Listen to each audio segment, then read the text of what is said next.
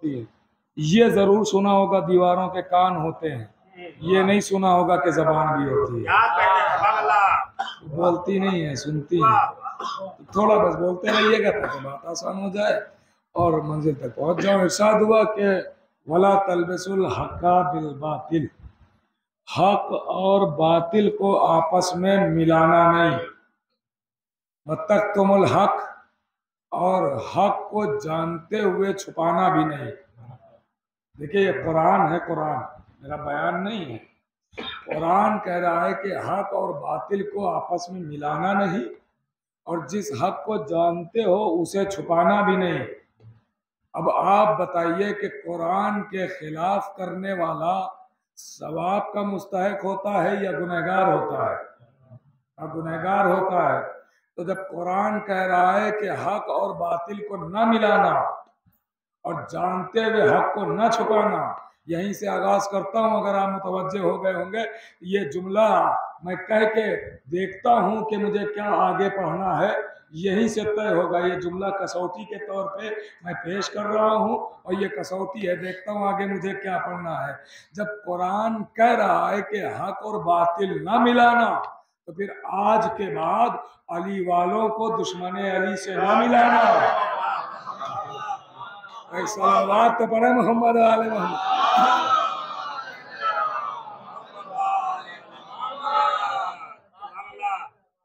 अली वालों को दुश्मन अली से न मिलाया जाए, हक और बातिल को आपस में न मिलाना, और जानते हुए हक को न छुपाना। जिस हक को जानते हो उसे छुपाना नहीं, यानी जाहिर करने के लिए कहा गया। और ये भी याद रखिएगा कि शिया किसे कहते हैं। अगर कोई सवाल कर ले कि शिया किसे कहते हैं, तो शिया फजाइल का जो इकरार करे उसे नहीं कहते हैं। फजाइल का इकरार तो सब करते हैं, जो गैर शिया है वो भी फजाइल मानते हैं।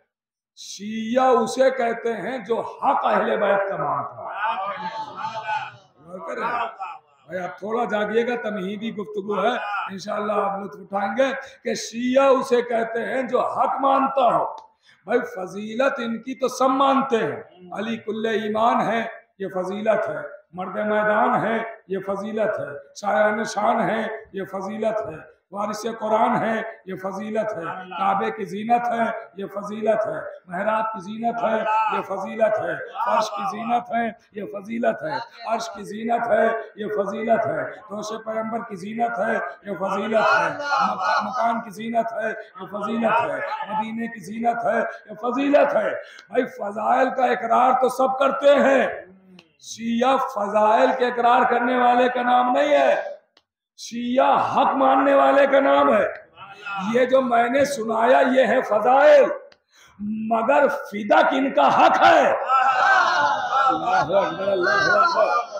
खिलाफत इनका हक है, इमामत इनका हक है, विलायत इनका हक है। एक सलावत तो बड़े मोहम्मद आले मोहम्मद। शिया हक मानने वाले को कहते हैं, जो हक को माने। मैं अभी मीरगंज में अर्ज कर रहा था, मैं चाहता हूं आप तक कुछ पहुंचा के जाऊं बतसद्दुक़ नाले ने जनाब सैयदा से। और मैं कोशिश करता हूं कि आम तौर से जो पढ़ा जाता है वो ना पढ़ूं, कुछ अलग पढ़ा जाए। इसलिए कि जो आप सुनते रहते हैं कलमे की तरह याद है, तो वो सुनाने का क्या फायदा है। सुनाया तो वो जाए कि जो आप नहीं सुनते हैं, उसी में तो लुत्फ है ना। फजाइल तो तभी होंगे ना, थोड़ा साथ दीजिएगा। देखिए मैं बहुत इत्मीनान से आपकी खिदमत में अर्ज कर रहा हूँ, अगर आप साथ देंगे तो ही बात आगे बढ़ेगी। मैं कुछ जो सुनाना चाहता हूँ उस मंजिल तक तभी पहुंचेंगे, मुतवज्जे रहिएगा। देखिए मुझे इसका भी एहसास है कि आप थके हुए हैं, लेकिन आपके जिस्म थके हुए हैं, ना अकीदा थका है ना रूह थकी है।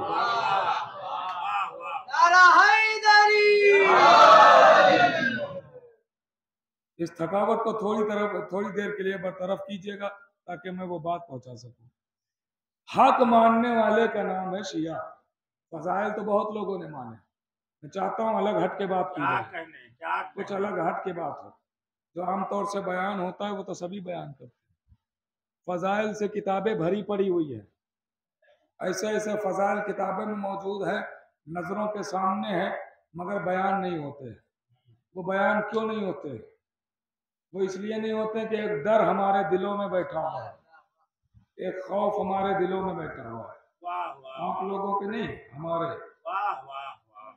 हम लोगों पढ़ने वालों के दिलों वो खौफ ये बैठा हुआ है, डर ये बैठा हुआ है कि अगर हम वही पढ़ें जो आप लोग बचपन से सुनते चले आए हैं, कलमे की तरह याद है, सूरह अल-हम्द की तरह, अज़ान अकामित की तरह आपको याद है, अगर हम वही सब पढ़ के जाएं तो आप ही लोग बाहर निकल के कहेंगे मौलाना ने सब वही पढ़ा जो बचपन से सुनते चले आए हैं, कोई नई बात तो पढ़ी नहीं है, वही सब पढ़ा है जो हम सबको याद है।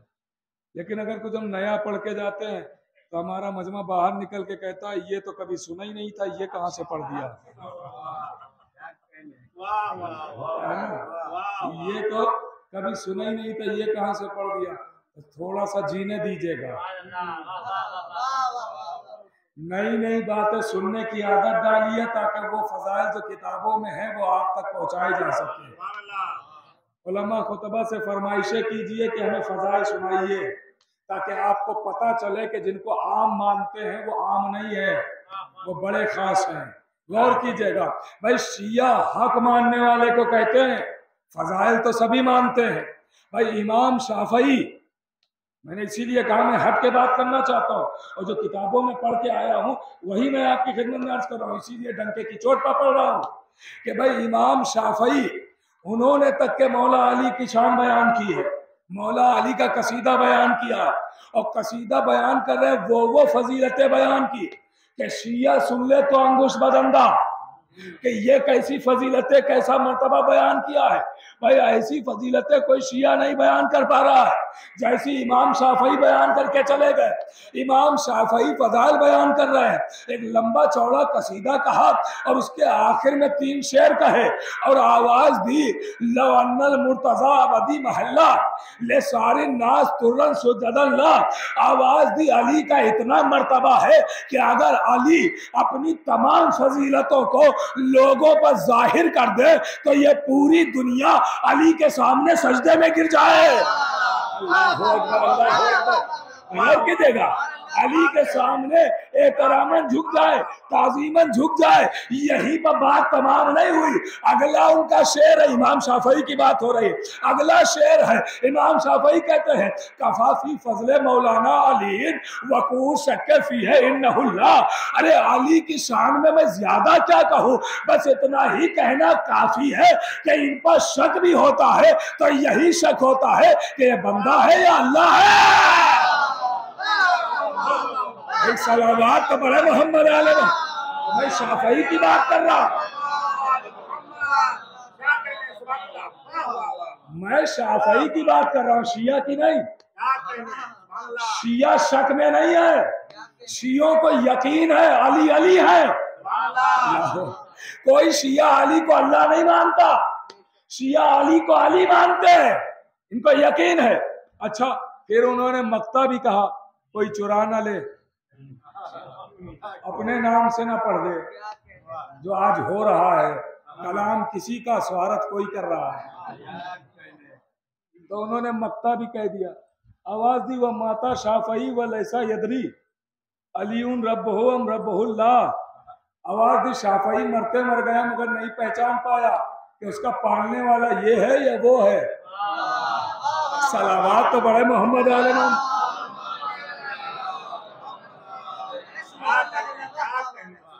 मगर शाफई शाफई रहे, शिया नहीं बने। क्यों? का फजीलत मानी, हक नहीं माना। गौर कर रहे, मैं खास मंजिल तक ला रहा हूं, फजीलत मानी हक नहीं माना। हक मानने वाले को शिया कहते हैं, जो हक माना। अब पहचान कैसे हो कि क्या हक है और क्या बात है, पहचाना कैसे हो? तो मैं कसौटी दे रहा हूँ। एक हमारे पास जियारत है, जियारत जामिया। जियारत जामिया में एक सगीरा एक कबीरा, और दोनों हमें इमाम से मिली। एक सगीरा 8वें इमाम से मिली और कबीरा हमें 10वें इमाम से मिली। उसमें एक फिक्रा है जियारत जामिया। ये वो जियारत है जो आप 14 मासूमीन में से किसी के लिए भी पढ़ सकते हैं, किसी के लिए भी पढ़ सकते हैं। इसका फिक्रा है, इरशाद व फल हक को माँ रजी तुमू हो वल बातिलो माँ असखत तुमू हो। हक वही है जिससे आप अहले बैत रिसालत राजी हो और बातिल वही है जिससे आप नाराज हो। इसका मतलब हक वो है जिससे अहले बैत राजी, बातिल वो है जिससे अहले बैत नाराज। भाई खुदा के लिए आप थोड़ा जाग के सुन लीजिए, हक वो है जिससे अहले बैत राजी, बातिल वो है जिससे अहले बैत नाराज। इसका मतलब यह है कि जिससे नबी राजी वो हक, जिससे नबी नाराज वो बातिल, जिससे अली राजी वो हक, जिससे अली नाराज वो बातिल, जिससे फातिमा राजी वो हक, जिससे फातिमा नाराज वो बातिल। अरे फिर जुमला कहूं, जिस बात से अहले बैत राजी वो बात हक, जिस बात से अहले बैत नाराज वो बात बातिल। तो जिस जात से अहले बैत राजी वो जात हक है, जिस जात से अहले बैत नाराज वो जात बातिल है। एक सलावत तो पढ़े मोहम्मद। ये हक और बातिल की पहचान है। हक मानने वाले को शिया कहते हैं। ये फजाइल हक तक पहुंचाने का एक रास्ता है। जितने लोगों ने भी हक का रास्ता अपनाया है वो फजाइल देख के आए। बहुत मशहूर वाकया है, मैं आपको सुनाना चाहता हूं नतीजे पर लाने के लिए। आपका भी सुना हुआ है लेकिन नतीजा सुनाना चाहता हूं कि जितने लोग आते हैं वो फजाइल देख के हक के रास्ते पर आ जाते हैं। तारीख में एक नाम मिलता है फत्ताह। तारीख में एक नाम है, इनके चचा थे अश्कबोस, बादशाह था चचा इनके, बादशाह। देखिए मेरा ये अंदाज नहीं है, पिछली बार भी मैं आया था, आप लोग वाकिफ हैं मेरे अंदाज से, लेकिन आवाज़ इतनी गिरफ्तार है कि मैं आपकी खिदमत में बस आहिस्ता आहिस्ता बातें पहुंचा रहा हूँ। लेकिन आप साथ ना छोड़िएगा, आप साथ रहिएगा तभी आपके साथ हम रहेंगे। हाँ, वहीं तक साथ रहेगा जहां तक साथ देंगे, तो बात तमाम हो जाएगी। नाम मिलता है फत्ताह। अश्कबोस इनका चचा था जो बादशाह था। फत्ताह ने अपने चचा के यहाँ आके चचा की बेटी के साथ रिश्ता दिया। आवाज दी, चचा जान मैं आपकी बेटी से शादी करना चाहता हूँ, रिश्ता कबूल है? अश्कबोस ने कहा हाँ बिल्कुल, तुम्हारे जैसा लड़का कहाँ मिलेगा, जाने पहचाने हो, मुझे शादी तो करनी ही है अपनी बेटी की, जाने पहचाने हो तुम्हारे साथ कर देंगे, बहुत अच्छी बात है। लेकिन तुम्हें यह पता है शरीयत मोहम्मदी में शादी जब करना होती है तो महर भी देना पड़ता है। तो फत्ताह ने कहा कि चचा जान मैं आप ही का भतीजा हूँ, अगर आप बादशाह हैं तो मैं भतीजा आप ही का हूँ, महर देने के लिए पीछे थोड़ी हटता हूँ, बताइए कितनी जायदाद लिखवा दूँ, कितने दिरहम दीनार दे दूँ, कितने खजाने आपके हवाले कर दूँ? तो उसने कहा मैं बादशाह हूँ, मेरे पास न दिरहम दीनार की कमी है, न खजाने की कमी है, न दौलत की कमी है। कहा तो फिर महर में क्या चाहते हो? कहा अगर तुम मेरी बेटी से शादी करना चाहते हो तो महर देना पड़ेगा। कहा बताइए चचा जान क्या महर चाहिए? कहा अगर तुम महर देने के लिए राजी हो तो मैं बताऊं। कहा हाँ बिल्कुल बताइए क्या महर? कहा महर में मुझे अली का सर चाहिए, अली का सर काट के ले आओ, सुनिएगा मैं अपनी बेटी आपके हवाले कर दूंगा।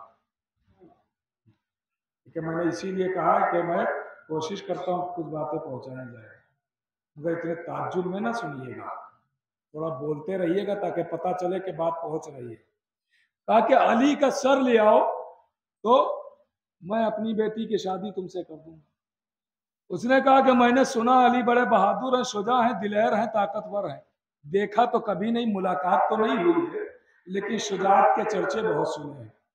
तो ऐसा करो तुम बादशाह हो, मुझे 40 सिपाही दे दो ताकि मैं अली का मुकाबला करके सर ले आऊं।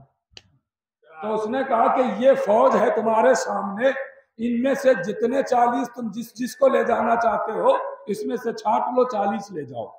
सुनिएगा गौर से, का इसमें से 40 ले जाओ। अब फत्ताह चूंकि खुद एक बहादुर था, अरब में इसका खुद एक नाम था, जंगजू था, लिहाजा इसने फौज में से अच्छे अच्छे जवानों को चुना और 40 सिपाही मुंतखब किए फौज में से और कहा चलो अली के लिए मैंने बहुत सुना है कि बड़े शुजा हैं, बड़े दिलेर हैं, बड़े बहादुर हैं, चलो अली का सर काटने चलना है, मुकाबला करते हैं। इन लोगों ने सफर तय किया।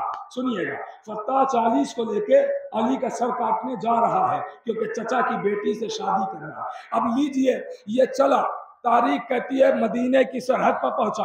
देखा मदीने की सरहद पर एक बाग है, बाग में एक पेड़ है, पेड़ के नीचे एक शख्स है जिसके हाथ में बेलचा है। अब जो समझता रहे वो बोलता रहे। हाँ, जिस तक मेरी बात पहुंचती रहे वो तायीद करता रहे। भाई गौर कीजिएगा, देखता हूं कि तारीख किसकी नजर में है और कौन इशारों को समझता है, कौन नहीं समझता है। बाग है, बाग में एक पेड़ है, पेड़ के नीचे एक शख्स है जिसके हाथ में बेलचा है। एक मर्तबा फत्ता सिपाहियों को लेके आगे बढ़ा, आवाज दी, उस बेलचे के मालिक से कहता है, ए भाई ये बताओ क्या तुम अली को जानते हो?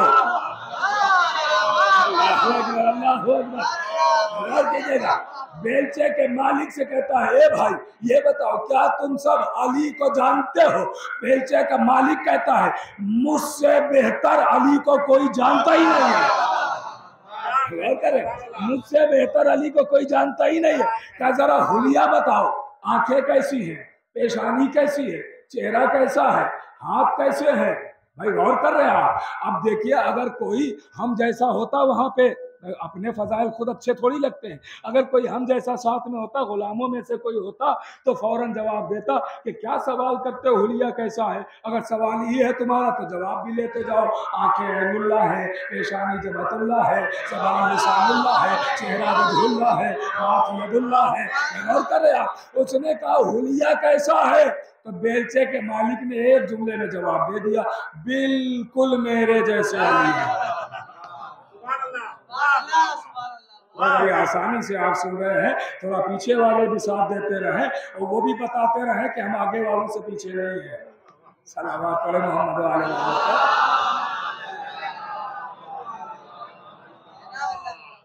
अब देखिए मेरे अजीजों, ये कोई खतीब या जाकिर या शायर दाद का खामा नहीं होता है। उसे दाद नहीं चाहिए, उससे उसका कोई फायदा थोड़ी होता है। दाद से कोई फायदा नहीं है, मगर जब बोलते हैं तो उसे यह यकीन हो जाता है कि मेरी बात पहुंच गई।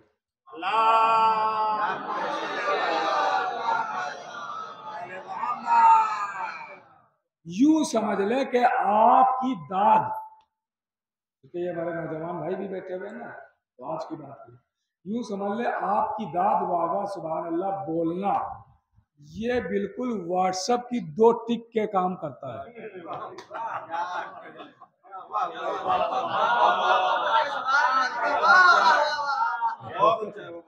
ये 2 टिक का काम करता है कि वो टिक जब ग्रीन हो गई तो आप समझ गए मेरा मैसेज पहुंच गया, सामने वाले ने देख लिया। वैसे ही जब आप बात सुन के वाह सुभान अल्लाह कहते हैं, खतीब को इत्मीनान हो जाता है मेरी बात पहुंच गई, सामने वाले ने कबूल कर लिया। सलावत अलैहि मोहम्मद आले मोहम्मद।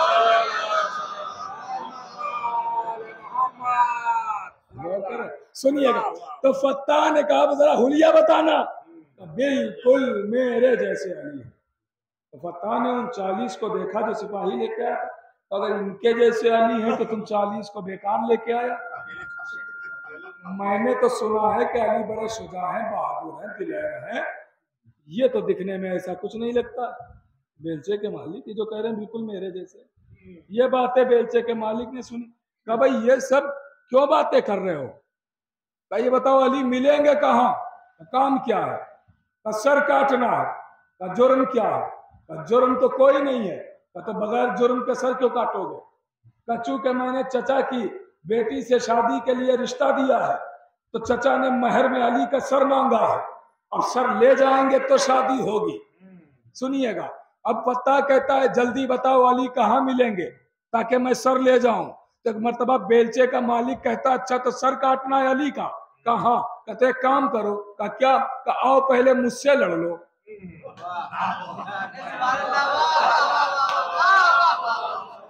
आओ पहले मुझसे लड़ लो, अगर तुम मुझसे जीत जाओगे तो अली से भी जीत जाओगे, अगर मुझसे हार गए तो अली से भी हार जाओगे। तो मतलब फत्ता कहता है मैं आपसे लड़ूं ये तो मेरी तौहीन है। अरब कहेंगे कि एक बहादुर, एक शुजा फत्ता, उसने अपने से कमजोर को माज़अल्लाह हरा दिया। तो इसमें कोई बड़ी बात ही नहीं होगी, इसमें कोई बड़ी बात ही नहीं होगी। हम में 40 में जो सबसे कमजोर है वो भी आपसे जीत जाएगा। तो कहा ये क्या जीतने उतने की बातें कर रहे हो, यहाँ कोई कुश्ती थोड़ी होना है। फिर कहा कि ऐसा करो, तुम्हारे बेलचे के मालिक ने कहा ऐसा करो, यहाँ कोई कुश्ती तो होना नहीं, ऐसा करो तुम्हारे हाथ में नेजा है। फत्ता से कहा तुम्हारे हाथ में नेजा है, हमारे हाथ में बेलचा है, तुम अपने नेजे को जमीन पर गाड़ो, हम अपने बेलचे को जमीन पर गाड़ते हैं। हमारा बेलचा जमीन से तुम उखाड़ना, तुम्हारा नेजा जमीन से हम उखाड़ेंगे। पता चल जाएगा किसके बाजुओं में कितना दम है। भाई सलावत तो बड़े मोहम्मद आले।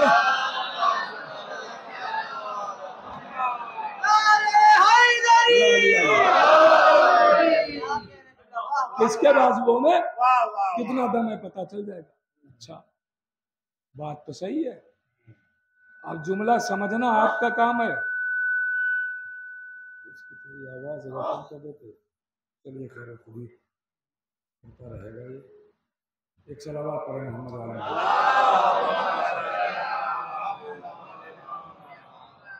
ये बीच में जगाने का काम करता रहेगा, आप मेरी तरह मुतवज्जे रहिएगा। तो कि हाँ ये तजवीज़ तो बड़ी अच्छी है, कुश्ती भी नहीं होगी, जोर आजमाई भी हो जाएगी। क्योंकि लखनऊ बहुत करीब है और अच्छे खासे लोग लखनऊ में रहते हैं, यहाँ के उर्दू से वाकिफ़ नहीं हैं। उर्दू हमारे यहाँ बहरहाल लखनऊ ना भी हो, अगर शिया है तो वो उर्दू से तो वाकिफ़ होता ही होता है। अगर जुमले आप ना समझेंगे तो कौन समझेगा। फ़र्क मुलाजा करते रहेंगे, लुत्फ़ उठाते रहेंगे। लीजिए फत्ता ने क्या कहा कि ठीक है तजवीज़ मंजूर है, ऐसा ही हो जाता है। अब फत्ता ने अपने पूरे जिस्म की ताकत को बाजुओं में इकट्ठा किया। अब समझना ना समझना आपका काम, पढ़ना मेरा। पूरे जिस्म की ताकत को अपने बाजुओं में इकट्ठा किया और दोनों हाथ से नेजा पकड़ा और जमीन पर नेजे को गाड़ दिया। ये बात पहुंच गई ना, जुमले पर गौर किया। पूरे जिस्म की ताकत बाजू में इकट्ठा की, फिर नेजा पकड़ा, जमीन पर गाड़ दिया। इधर बेलचे के मालिक ने 2 उंगलियों से बेलचा पकड़ा, जमीन पर रख दिया। जो फर्क समझ रहा है वही तो लुत्फ उठाएगा। बेलचे को जमीन पर रख दिया, आओ नेजा हम उखाड़ते हैं, बेलचा तुम उखाड़ो। अब एक मर्तबा बेलचे का मालिक पहले आगे बढ़ा, उसने 2 उंगलियों से जो पूरी ताकत से फत्ता ने नेजा गाड़ा, बेलचे के मालिक ने 2 उंगलियों से नेजा पकड़ा। भाई 2 उंगलियों से कुछ तो याद आ रहा होगा आपको। 2 उंगलियों से नेजा पकड़ा और ऐसे जमीन से उठा लिया कि जैसे कोई बच्चा पड़ी हुई फूल की पंखुड़ी उठा लेता है। गौर कीजिएगा। अब लीजिए आप बारी है फत्ता की, जब वो बेलचा उखाड़े तो फत्ता आगे बढ़े और फिर पूरी ताकत को बाजुओं में इकट्ठा करते हैं और एक मर्तबा जोश में आगे बढ़े कि एक ही झटके में हम बेलचे को उखाड़ फेंकेंगे। लेकिन बेलचे के करीब आए और पूरी ताकत जमा किए हुए हैं, मगर बेलचे को उखाड़ना तो दूर की बात, जमीन से हिला भी ना पाए।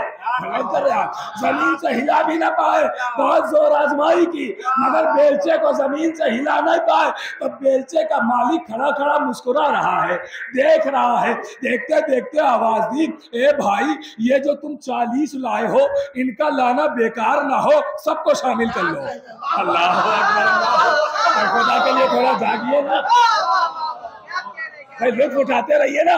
क्या ये जो 40 लेके आए हो इनका लाना बेकार ना हो, सबको शामिल कर लो। 40 के 40 ने उस बेलचे में जोर आजमाई की, मगर बेलचा जमीन से नहीं हिला, बेलचे को नहीं हिला सके। सब थक हार के किनारे हट चुके हैं, लेकिन फत्ता अभी इज्जत दांव पे लगी है ना। फत्ता अभी जोर आजमाई कर रहा है। जब फत्ता ने समझ लिया कि अब हम नेजा नहीं, अब हम बेलचा जमीन से नहीं उठा सकते, तो आखिर थक हार के किनारे हटा और घुटनियों के बल चलता हुआ बेलचे के मालिक के कदमों तक आया और कदमों को पकड़ के कहता है, भाई सच सच बताइएगा कहीं आप ही तो आली नहीं है। नहीं, आप ही तो,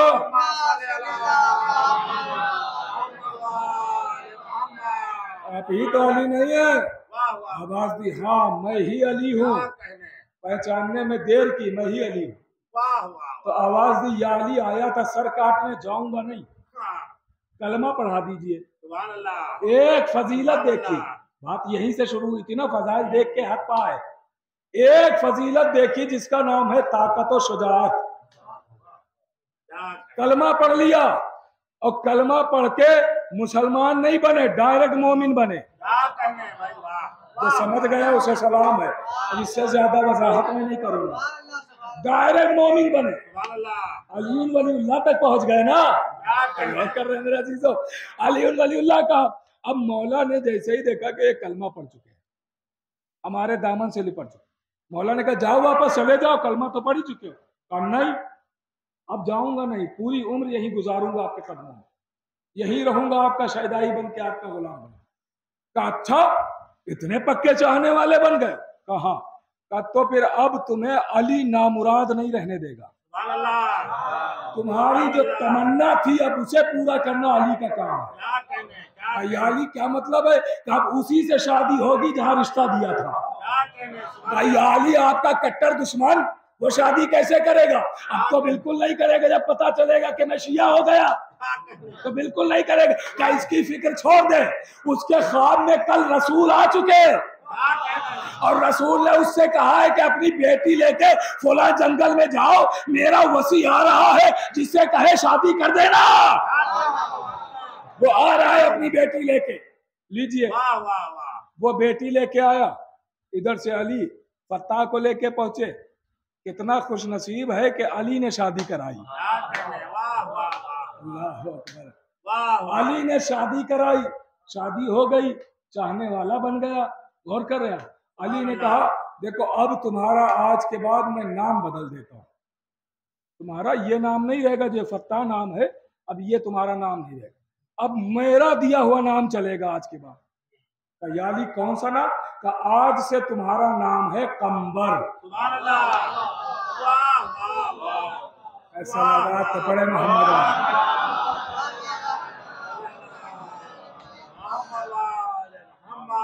आज से तुम्हारा नाम है कंबर। अब समझे कंबर कौन है? कंबर कौन है? ऐसे शहदाई बन गए अली के। फिर एक जुमला कहने का भी यहाँ पे जी चाहता है, जब तक कंबर बादशाह के भतीजे बन के रहे आप नहीं जानते थे, लेकिन जैसा ही अली के गुलाम बने अब कौन नहीं जानता है। एक सलावत तो पढ़े मोहम्मद आले मोहम्मद। इसका मतलब जो शोहरत इनकी गुलामी और कनीजी में है वो शहनशाहियत में भी नहीं है। और करें वो शहनशाहियत में भी है। आप देखते हैं, एक देखी बात, एक फजीलत देखी, हक कबूल कर लिया। फजाइल हक मनवाने ही के लिए तो है, फजाइल हक तक लाने ही के लिए तो है। क्योंकि बातें ज्यादा है और वक्त कम है, इसके बाद भी अभी मजलिस है फौरन, उसे भी आपको समाप्त करना है। बहरहाल मैं कुछ ज्यादा तो नहीं अर्ज करूंगा, सोच के तो कोई और मौजू आया था लेकिन सब बात निकलती गई है तो चल लम्हे और हैं, वो तमाम हो रही है। मेरे अजीजों, हक ये फजाइल ही हक मनवाते हैं, फजाइल ही हक तक लेके आते हैं, फजाइल ही हक तक पहुंचाते हैं, फजाइल ही का कमाल है ये। भाई अभी कलमा पढ़ा, शुजाअत देखी, फजीलत देखी, कलमा पढ़ बैठे। कलमा पढ़ा ही जाता है शुजाअत की, फजीलत की बुनियाद। भैया किसी को कोई मानता है तो फजाइल ही की बुनियाद पर तो मानता है। मसलन एक डॉक्टर है और आपको डॉक्टर की जरूरत थी और सब आके कह रहे हैं कि इस डॉक्टर को ना दिखाना, ये बहुत दवाई ऐसी देती है कि देता है कि बजाय फायदे के नुकसान होता है। आप बताइए दिखाएंगे उसे? नहीं। लेकिन अगर सब आके कहें कि इसके हाथों में बड़ी शिफा है, एक बार में इंसान सही हो जाता है, तो दिखाएंगे ना? तो बिल्कुल। तो ये उस डॉक्टर तक आपको किसने पहुंचाया? फजाइल ने। और कर रहे हैं भाई एक साहब यहाँ नहीं आए थे, कभी नहीं आए थे, आपने नहीं देखा था। आपने बानियान से कहा, मुंतजमीन से कहा कि भाई फला साहब के बड़े चर्चे सुने हैं। अब मुंतजमीन ने भी पूछा भाई फला साहब कैसी मजलिस पढ़ते हैं, बड़ी अच्छी। फला कैसी पढ़ते हैं, बड़ी अच्छी। जब चारों तरफ से उनकी खिताबत के फजाइल सुने तो आपने यहाँ तक बुलाया। क्या कह रहे हैं, क्या कह रहे हैं? तो वो खतीब यहाँ तक आपके दरमियान कैसे आया? फजाइल के जरिए। सुभान अल्लाह। देखिए मैं बहुत आहिस्ता आहिस्ता बहुत बड़ी बड़ी बातें कर रहा हूँ। इसका मतलब जो भी माना जाता है वो फजाइल के ही जरिए माना जाता है। अब देखिए एक हमारे पास हदीस है जिसे कहते हैं हदीसे किसा। यही तो मुझे लाना था, जिसे कहते हैं हदीसे किसा। हदीसे किसा का मतलब होता है चादर वाली हदीस। चादर वाली हदीस का मतलब गुफ्तगू, बात, चादर वाली बात, चादर वाली बात। सुनिएगा, इसे उलमा लिखते हैं कि इसे अपने घरों में जरूर पढ़ना, अगर हो सके तो रोजाना पढ़ना, रोज नहीं पढ़ सकते हो तो हफ्ते में पढ़ना, हफ्ते में नहीं पढ़ सकते हो तो महीने में पढ़ना, महीने में नहीं पढ़ सकते हो तो साल में पढ़ना, पढ़ना जरूर। का क्यों? का इसलिए कि यह हदीस वो है कि इसे जो जब भी जिस नीयत से पढ़ेगा उसे वो मिल जाएगा। तो इसमें ऐसा क्या है कि सब कुछ मिल जाएगा? तो इसमें कुछ और नहीं है, इसमें फजाइल ही फजाइल है। गौर कर रहे हैं, फजाइल ही फजाइल है। इरशाद हो रहा है एलमू या मलाइकती व या सुकाना समावाती व इज्जती व जलाली इन्नी मा खलक़्तु समा मबनिया वला अर्ज़ मदहिया वला कमर मुनीरा वला शम्स मुज़िया वला फल्क यदूर वला बहर यजरी वला फुल्क यसरी इल्ला फी मोहब्बत हाउलाइल खमसत लज़ीना हम तातल किसा। अल्लाह कह रहा है आसमान का शामियाना न तानता, जमीन का फर्श न बिछाता, कश्तियों को पानी पर रवा न करता, मैं कुछ न बनाता अगर मेरे दिल में पंजतन की मोहब्बत ना होती। मैंने जो बनाया है वो पंजतन की मोहब्बत में बनाया।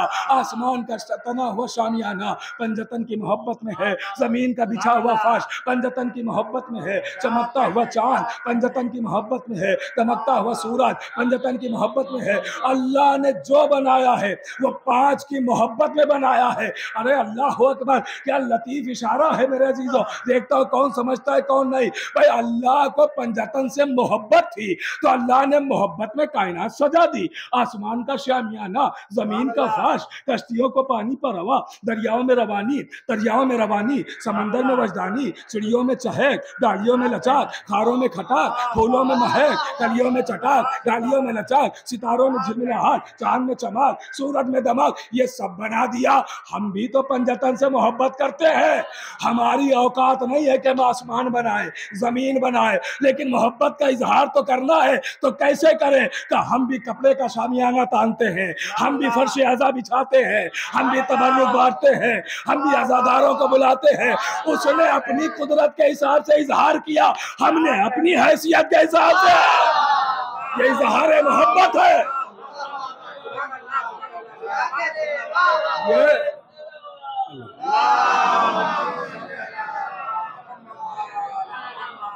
ये इजहार मोहब्बत है। सुनिए, इजहार बस आखिरी मरहला गुफ्तगू को समेट रहा हूँ। इजहार मोहब्बत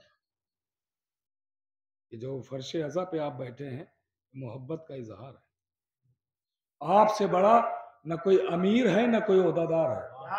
सुभान अल्लाह, सुभान अल्लाह। सबसे बड़े अमीर भी आप हैं, सबसे बड़े ओहदादार। मुझे नहीं याद रहा कि पिछली बार ये जुमला गालिबन मैंने कहा था, अगर बहरहाल कहा होगा तो याद दहानी हो जाएगी, वरना ये जुमला नया होगा यहाँ के लिए। अल्लामा हाशिम बहरानी ने, अल्लामा हाशिम बहरानी, पहाड़ जितना नाम है उलमाए शिया में, बहुत सारी तफसीरें लिखी, किताबें लिखी।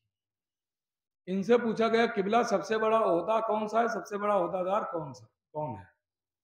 तो इन्होंने जवाब दिया सबसे बड़ा ओहदा आजादारी है, सबसे बड़ा ओहदादार आजादार है। सबसे बड़ा ओहदा आजादारी। अभी जब दलील मिलेगी तो इंशाल्लाह सब बोलेंगे। सबसे बड़ा ओहदा आजादारी है, सबसे बड़ा ओहदादार आजादार है। उन्होंने कहा, पूछने वाले ने कहा किबला मैं आपको अल्लामा मानता हूँ, कौम का सरबराह मानता हूँ, मैंने बगैर दलील के बात मान ली, लेकिन मैं अगर किसी को सुनाऊंगा तो वो बगैर दलील थोड़ी मानेगा। किबला दलील बता दीजिए इसकी क्या है।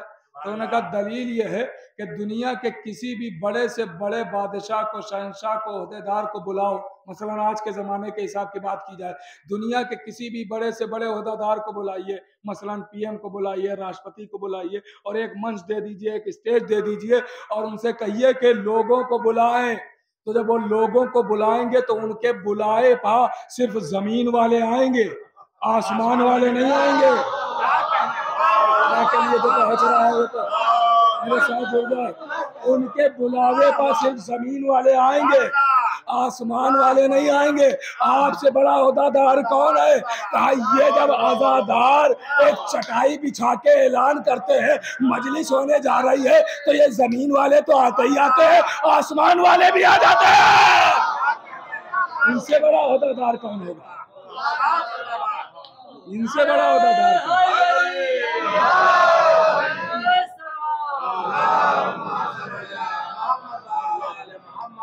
इनसे बड़ा ओहदादार, इनसे बड़ा कौन ओहदादार? ये तो बहुत बड़ा है। सुनिएगा मेरे अजीजों, बात आखिरी मरहले में दाखिल हो रही। ये बड़े ओहदेदार हैं, आप बड़े अमीर हैं, क्यों ना अमीर हो जनाब, अमीर के मानने वाले। हमसे बड़ा हमें देखिए, एक बिल्कुल सामने की मिसाल दूं ताकि बच्चा बच्चा समझ जाए।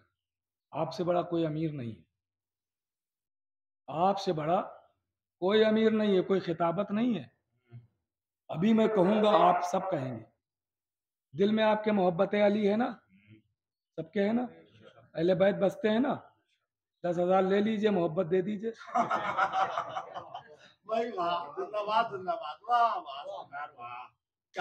आपसे बड़ा अमीर नहीं है, अभी साबित करता हूँ। 10,000 ले लीजिए, अली की मोहब्बत दे दीजिए। देंगे? 20,000 ले लीजिए, 50, 1 लाख, करोड़, 2 करोड़, 1 अरब, खरब, पूरी दुनिया की हुकूमत, 2 जहान की हुकूमत ले लीजिए, दे दीजिए अली की मोहब्बत। कहा नहीं दे सकते तो जरा सोचिए आपसे बड़ा अमीर कौन है जिसे 2 जहान मिलकर ना खरीद पाए? आपसे बड़ा अमीर कौन होगा जिसकी कीमत 2 जहान ना दे पाए? आपसे बड़ा अमीर कौन होगा? आपके पास ऐसी दौलत है, ऐसा खजाना, मोहब्बत बसती है। क्योंकि फजाइल सुने, मनाकिब सुने, सुनिएगा फजाइल कहाँ कहाँ है और आखिरी मरहला है, जल्द से जल्द बात को समेट लिया जाएगा। लीजिए, नबी चले मेराज पर, मैं फजाइल बस दिखा रहा हूं इशारे कर करके। नबी मेराज पर चले, पहला आसमान। देखिए मेराज ये लफ्ज बड़ा अहम है। अल्लामा अजहर हसन जैदी साहब क़िबला, हमारे बुजुर्ग जानते होंगे, नाम सुना है, अजहर हसन जैदी साहब। इनसे कहा गया क़िबला ये बताइए कि मेराज क्या है, एक जुमले में हमें बता दीजिए, वक्त नहीं है, एक जुमले में बता दीजिए। तो पहले आपको मैं बताऊं मेराज में कौन कौन से लफ्ज हैं, हर्फ कौन कौन से? मीम, ऐन, रे, जीम। मीम, ऐन, रे, अलिफ, जीम। माफ कीजिएगा, मीम, ऐन, रे, अलिफ, जीम। अच्छा, इत्तेफाक से हर्फ भी 5 ही हैं। हाँ, तो उनसे अब ये हर्फ पहुंच गए ना, अब उनसे पूछा गया कि ये बताइए क़िबला कि मेराज जल्दी है, टाइम नहीं है, एक जुमले में बता दीजिए मेराज किसे कहते हैं?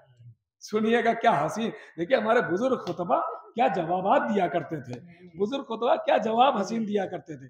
उनसे कहा चलते चलते पूछ रहा है पूछने वाला, क़िबला बताते जाइए एक जुमले में मेराज क्या है? का बस इतना सुन लो कि मोहम्मद और अली के राज को मेराज कहते हैं।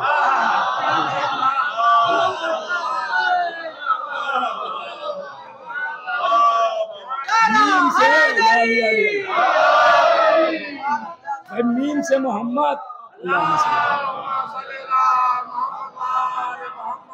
मीम से मोहम्मद, ऐन से अली, अब बचा तो राज ही। मोहम्मद और अली के राज को मेराज कहते हैं।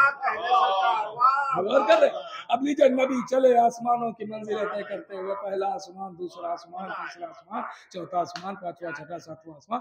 तो आवाज कहती है कि हर आसमान पर नबी जाते थे तो जैसे ही आसमान पर पहुंचते थे वहां के फरिश्ते नबी को घेर लेते थे और आवाज देते थे, अस्सलामु अलैका या रसूल अल्लाह, कैफ आखुक अली इब्न अबी तालिब, ए रसूल खुदा आप पर सलाम हो, आपके भाई अली कैसे हैं? क्या कहने, क्या कहने। अरे नहीं पहुंच रहे आप, मैं फजाइल सुनाना चाहता हूँ आपको, गौर कर रहे हैं? आपके भाई अली कैसे? दूसरा आसमान, ए नबी खुदा आप पर सलाम, आपके भाई अली कैसे? तीसरा आसमान, चौथा, पांचवा, छठा, सातवां, हर आसमान पर फरिश्तों ने नबी को घेरा और यही कहा, आप पर सलाम, आपके भाई अली कैसे हैं? पहले आसमान से सातवें आसमान तक नबी पहुंच गए, पहले से सातवें तक नबी पहुंच गए और हर आसमान पर फरिश्तों ने सलाम नबी को किया, खैरियत अली की पूछी, सलाम नबी को किया, खैरियत अली की पूछी, आपके भाई अली कैसे, आपके भाई अली कैसे?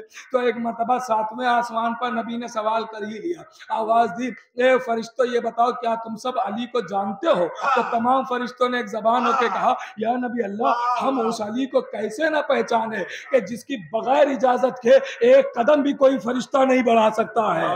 अल्लाह अकबर, हम उसको कैसे न जाने। लीजिए, मुझे मेराज नहीं अर्ज करना, मुझे एक बात अर्ज करना है और बस वही सुन ले और गुफ्तगू तमाम है। अब लीजिए, नबी मेराज पर बातें करके वापस आ गए, मैंने सब छोड़ दिया, बातें करके वापस आए। जमीन पर आन के नबी कहते हैं मैं मेराज पर गया था। जनाब सलमान आगे बढ़े, या नबी अल्लाह, तो मेराज की कुछ बातें बताइए। का सलमान, मैंने मेराज में जब जाके अल्लाह से बातें की तो 18,000 राज की बातें अली के लिए करके आया हूं। क्या कहने, क्या कहने।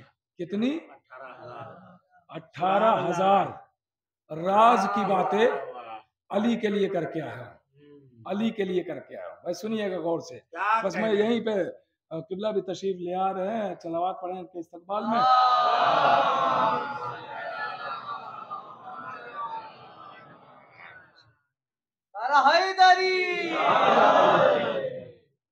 और मैं बस बात समेट रहा हूं, सुनिएगा, कि 18,000 राज की बातें अली के लिए करके, 1800 नहीं, 18,000 बंदों से नहीं, अल्लाह से मैं करके आ रहा हूं। तो सलमान मुस्कुराए, या नबी अल्लाह, तो कोई एक बता दीजिए। कि सलमान वक्त का इंतजार करो, वक्त का, तो कुछ तो बताइए। कि बस इतना सुन लो कि ये आम बातें तो बहुत हुई हैं, उन आम बातों में से इतना सुन लो कि अल्लाह ने बातों बातों में हमसे कहा अगर अली के दुश्मन ना होते तो मैं जहन्नम बनाता ही ना।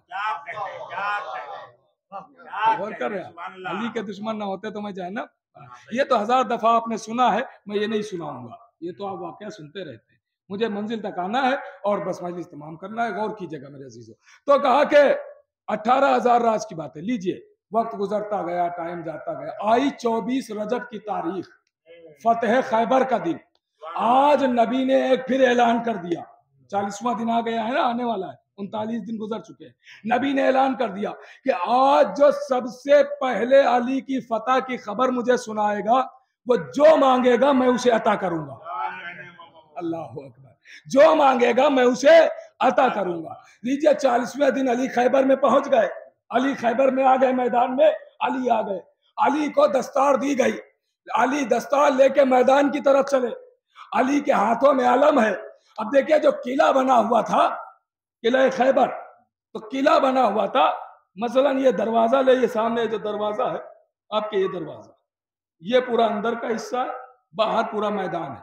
तो किले का जो दरवाजा था, ये जो आपने सुना है 2 उंगलियों पे अली ने बाबे खैबर उखाड़ा, तो ये ऐसे दरवाजा नहीं खुलता था जैसे ये आज के हमारे दरवाजे खुलते हैं कि 2 पट लगे हुए हैं, आपने यूं किया, कुंडी लगाई, दरवाजा बंद। नहीं, ये दरवाजा ऐसे नहीं खुलता था, ये दरवाजा ऐसे खुलता था। और कर रहे हैं, ये दरवाजा ऐसे खुलता था। इसमें 2 जंजीरें लगी हुई थी कोने पे, एक इधर एक इधर, जो 20 इधर पकड़ते थे, 20 इधर। ये जंजीर किले के ऊपरी हिस्से पे गई हुई थी, ऊपरी हिस्से पे। चूंकि दरवाजे के फौरन बाहर की तरफ, दरवाजे के फौरन बाहर खंदक बनी हुई थी, खंदक, खंदक एक लंबी चौड़ी बनी हुई थी। तो ये दरवाजा जब जंजीरों के जरिए खोला जाता था, ऐसे जंजीरें छोड़ी जाती थी, तो यही दरवाजा उस खंदक पे पुल बनता था, ऐसे पुल बन गया। अब आना जाना लोगों को इसी पर से होता था अंदर वालों का, बाहर वालों का, और कर रहे हैं। और जब बंद करना होता तो जंजीरें खींची जाती थी, यही दरवाजा। इसी दरवाजे के ऊपर एक खिड़की थी जिसमें 2 लोग बैठते थे, एक मरहब जो सबसे बड़ा यहूदियों का पहलवान था, और एक यहूदियों का सबसे बड़ा आलिम। आलिम देखता था चेहरा और कहता था जीत जाओगे जाओ लड़ो, हार जाओगे ना लड़ो। पहलवान आते थे, लड़ते थे। गौर कीजिएगा, आज पहुंच गए अली। देखिए ये तो तफसील पूरी मैं बयान नहीं कर पाऊंगा वरना आपको लुत्फ आता। गौर करें, आज पहुंच गए अली। अब वो खिड़की पर दोनों बैठे हुए ऊपर। गौर कीजिएगा, आज अली अकेले पहुंचे, कोई लश्कर भी नहीं है। अब जब अली पहुंचे तो मंजर अजब है, अली के हाथ में अलम, एक हाथ में तलवार। अली ने अलम को पत्थर पर रखा, पत्थर ने लबों को खोला, अलम चूम लिया। अल्लाहू अकबर, अल्लाहू अकबर। लब खोले, अलम चूम लिया। अब लीजिए, जैसे ही ये मंजर यहूदी आलिम ने देखा, फौरन तौरात उलटना शुरू कर दी। ये कौन आया है, ये कौन आया है? एक पेज पर उसे मिला, फौरन झांक के अंदर कहता है बाहर न जाना, रब्बे मूसा की कसम तुम हार गए। अल्लाह अकबर। क्यों? का वो आया है जिसका जिक्र तौरात में है। अब चूंकि तफसील का वक्त ही नहीं, वरना मैं खैबर आपकी खिदमत में अर्ज करता। जंग हो गई फतह, अली ने फतह पाई, फतह का सेहरा अली के सर पे बंधा। नबी ने क्या ऐलान किया था? जो अली की फतह की खबर सुनाएगा, जो मांगेगा उसे अता करूंगा। सब भागे खबर सुनाने कि जल्दी सुनाए, फिर जन्नत मांग ले, कौसर मांग ले। जैसे ही सलमान ने सबको दौड़ता हुआ देखा, वहीं बैठे थे नबी के पास, कहा नबी अल्लाह मुबारक हो, अली ने फतह पाई। क्या फतह के लिए या नबी अल्लाह मुबारक हो। भाई सलमान को ये तो यकीन था ही कि अली आए हैं तो फतह तो होना ही है, बस इंतजार कर रहे थे कि कितना टाइम लगेगा। जैसे ही भागता हुआ देखा, उन्होंने कुछ सोचा ही नहीं कि फतह किसने पाई होगी, उनको पता था कि अली ही ने पाई है। जहाँ अली हो वहां फतह ही फतह है। और कर रहे हैं या रसूलुल्लाह मुबारक। अब जब एक एक करके आने लगे, या रसूलुल्लाह मुबारक, या रसूलुल्लाह मुबारक, सबको मुबारकबाद दी गई। मुबारकबादी का सिलसिला खत्म हुआ। और कीजिएगा, तो लोगों ने कहा या रसूलुल्लाह सबसे पहले हमने मुबारकबाद दी थी, मांगे। ये किसने कहा तुमने सबसे पहले मुबारकबाद दी? तो आया तो सबसे पहले मैं ही था। आए सबसे पहले थे क्योंकि भागने में एक्सपर्ट हो। आए थे पहले, मुबारकबाद तुमने नहीं दी, मुबारकबाद तो सलमान दे गए। मुबारकबाद तो सलमान दे गए। सलमान लीजिए। अब इतने में मुबारकबादी का जब सिलसिला खत्म हुआ तो सलमान के बाजू को अली ने पकड़ा और कुछ दूर ले गए। सलमान मैंने सुना है, वो जल्दी जल्दी अर्ज करो, बस 2-3 मिनट लगेंगे और बात मुकम्मल हो जाएगी। सलमान, मैंने सुना है कि आज नबी ने ऐलान किया जो सबसे पहले मेरी फतह की खबर सुनाएगा, जो मांगेगा आता होगा। कहा बिल्कुल। कहा वो खबर तुमने दी है? कहा बिल्कुल। तो क्या मांगते हो? या अली पहले मैंने सोचा था जन्नत मांग ले, लेकिन फिर ख्याल आया जब आका ही सरदार जन्नत है तो जन्नत लेकर क्या करेंगे। और फिर क्या मांगते हो? फिर सोचा कौसर मांगे, लेकिन फिर वही ख्याल आया कि जब आका ही साकी कौसर है तो कौसर फिर लेकर क्या करें। फिर सलमान मांगते क्या हो? या अली को समझ में नहीं आता क्या मांगे। अगर कोई छोटी चीज मांगते तो लोग कहेंगे इतने बड़े बादशाह से इतनी छोटी चीज मांग रहा है, और अगर कोई बड़ी चीज मांगता हूं तो लोग कहेंगे कि गुलाम होके इतनी बड़ी चीज मांग रहा है। अगर छोटी चीज मांगते तो शहंशाह के खिलाफ, बड़ी चीज मांगते हैं तो मुझ गुलाम के खिलाफ। करूं तो क्या करूं? आवाज दी कि क्या चाहते हो अली, बताए क्या मांगना है। आवाज दी इससे बेहतर क्या होगा। सलमान तो बारगाह रिसालत में जाना, जानवे अदब तय करना और कहना कि या रसूल अल्लाह वादा याद दिलाने आए हैं। तो सलमान जैसे ही तुम कहोगे, रसूल फौरन कहेंगे वादा याद है, मांगो क्या मांगते हो। तो तुम फौरन कह देना या रसूल अल्लाह आप जो शबे मेराज अल्लाह से बातें करने गए, उन बातों में आपने जो 18,000 राज की बातें अली के लिए की थी, उनमें से एक राज बता दीजिए। एक राज बता दीजिए। अब सलमान बारगाह रिसालत में झूमते हुए आए, मैंने फिर सारी बातें छोड़ दी। रसूल से सारी बातें करने के बाद रसूल आवाज देते हाँ मांगो सलमान क्या मांगते हो। कहा जो आप शबे मेराज अल्लाह से बातें करने गए, उन बातों में जो आपने 18,000 राज की बातें अली के लिए की हैं, उनमें से एक राज बता दीजिए। आवाज दी सलमान क्या अली से मिल के आ रहे हो? कहा अली ने तो याद दिलाया है। कहा सलमान अगर तुम्हारे अलावा कोई पूछता तो मैं कभी ना बताता, लेकिन तुम्हें चूंकि मैंने अपने अहले बैत में शामिल किया, मिन्ना अहल बैत, तो मैं तुम्हें जरूर बताऊंगा। ए सलमान, फला वादी में चले जाओ, पहाड़ नजर आएगा, चोटी पर चढ़ जाना, ठोकर मारना, रास्ता नजर आएगा, जीने से उतर जाना, 18,000 राज में से एक राज जाहिर हो जाएगा। जनाब सलमान खुशी में झूमते हुए चले, पहाड़ नजर आया, खुद ही सलमान कहते हैं मैं चोटी पर चढ़ गया, मैंने ठोकर मारी, रास्ता नजर आया, मैं जीने से नीचे उतर गया। अब जो देखा तो ताहद नजर नूर का शहर नजर आ रहा है। उस नूर के शहर में 70 शारे हैं, हर शारे में 70 खयाबान है, हर खयाबान में 70 महल्ले हैं, हर महल्ले में 70 मस्जिदें हैं, हर मस्जिद में 70 मिंबर हैं, और हर मिंबर पर अली बैठे हुए हैं। अब जिधर नजर उधर अली, लिखा हुआ नहीं, अली मौजूद है। जनाब सलमान एक मस्जिद में आए, बातें शुरू की, या अली आपको तो मैं रसूल के पास छोड़ के आया था। कहा सलमान अभी तो 18,000 में से एक ही राज जाहिर हुआ, अभी देखा ही क्या है कि कहाँ कहाँ अली है। तभी तो शायर ने कहा है कि हर जा अली मिलेंगे न दामन बचाइए, बचना अली से है तो जहन्नम में जाइए। अली हर जगह। बस बात तमाम हो गई। ये फजाइल, ये मनाकिब इसीलिए सुनाए जाते हैं, इनका मकसद वाह वाह सुभान अल्लाह नहीं है, इनका मकसद है दरे आले मोहम्मद तक पहुंचाना। फजाइल का मकसद है दरे आले मोहम्मद से जोड़ना, इसीलिए सुनाया जाता है। और दूसरा मकसद है कि फजाइल सुनेंगे तो जो जितने भी फजाइल जानता है, मसाइब में वो उतना ही तड़प के रोता है, इसलिए कि रोने गिरिए का ताल्लुक भी मारिफत से। जो जितना जिसको पहचानता है उसके गम में उतना ही हो, जितना, चूंकि फजाइल सुने हैं आप लोगों ने, इसलिए जैसे ही नाम हुसैन आता है तड़प जाते हैं। अहले बैत का जिक्र होता है, आप गिरिए में मसरूफ हो जाते हैं। मैं ज्यादा नहीं अर्ज करूंगा, शहादत अभी किबला से अब सुनेंगे, मैं बस इशारा करके आगे बढ़ जाऊंगा और गुफ्तगू तमाम हो जाएगी। मेरे अजीजों, आज चूंकि छठे इमाम की शहादत का रोज है ना, हमारे जितने भी मासूम हैं, इन पे जो जुल्म हुए हैं वो जुल्म नहीं हुए हैं जो आम थे, इन पे जुल्म ईजाद किए गए। आले मोहम्मद पर जुल्म ईजाद किया। हमें तो कोई तारीख ना मिली करबला के पहले कि किसी बच्चे को 3 बाल का तीर मारा गया, ईजाद किए गए ना जुल्म। जहर भी जो आले मोहम्मद को दिए गए हैं, तो वो जहर दिए गए हैं कि जो आम न थे, बहुत खास जहर। जहर से मरते हुए तो बहुत लोगों को सुना है, लेकिन क्या कभी सुना है कि जिगर के 72 टुकड़े किसी के गिरे हों? कैसा जहर दिया गया था आका हसन को कि जिगर के 72 टुकड़े। अल्लाह अकबर, कैसे कैसे जुल्म हो गए, खास जहर मंगवाया गया। हमारे और आपके छठे इमाम को भी जहर दिया गया, इमाम के चेहरे का रंग तब्दील हो चुका है, वसीयतें हो रही हैं। अजीजों, बड़ी शान शौकत के साथ जनाजा उठाया गया।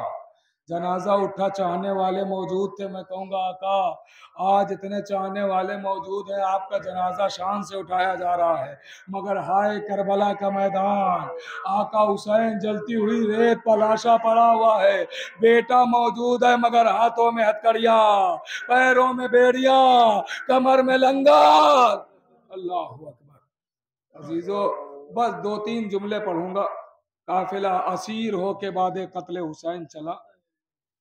मैं ये पढ़ता नहीं, मगर इस वक्त बड़ी मुनासिबत है, शदीद गर्मी है, आप इस गर्मी में बैठे हुए हैं, शिद्दत की धूप है, मैं यही सुनाता हूँ और एहसास करेंगे तो रोते हुए उठेंगे। यहीं पर मजलिस तमाम।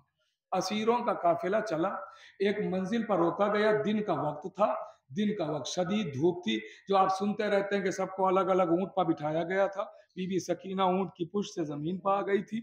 ये आपने सुनी है ना रवायत, वो मुझे नहीं बयान करना, उस मंजिल की बात कर रहा है। मंजिल पे जब काफिला पहुंचा, शदीद धूप है। एक मर्तबा शिमर ने अपना खैमा लगाया, अपने सिपाहियों को खैमे में बिठाया, आले रसूल को धूप में बिठाया, आले मोहम्मद को धूप में बिठाया, जिन्हें आज तक सूरज ने न देखा था उन्हें धूप में बिठाया।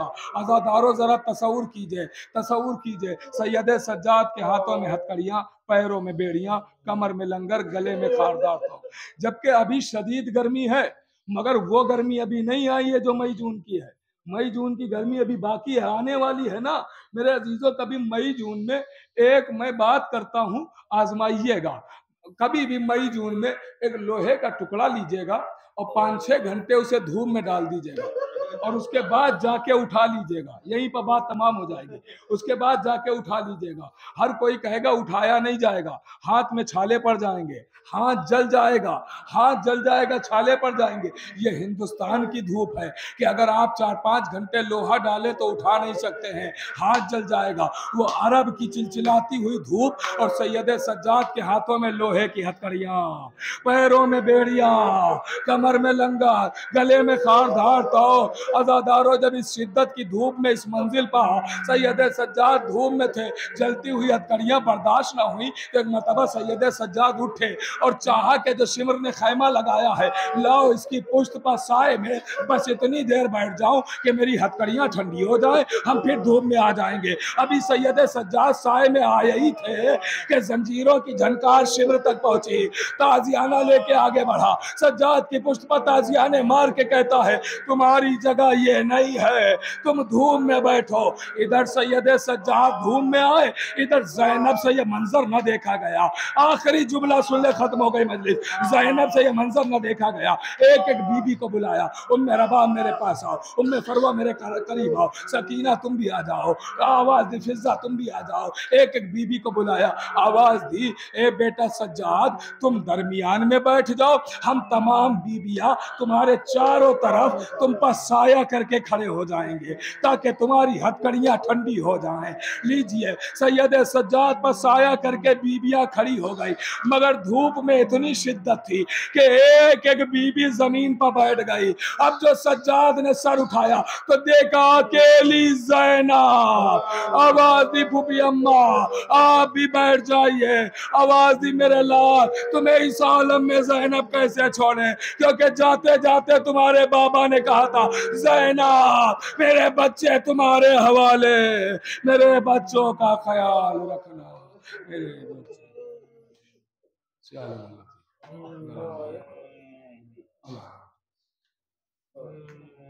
और जरा तशरीफ रखिए दूसरी मजलिस में।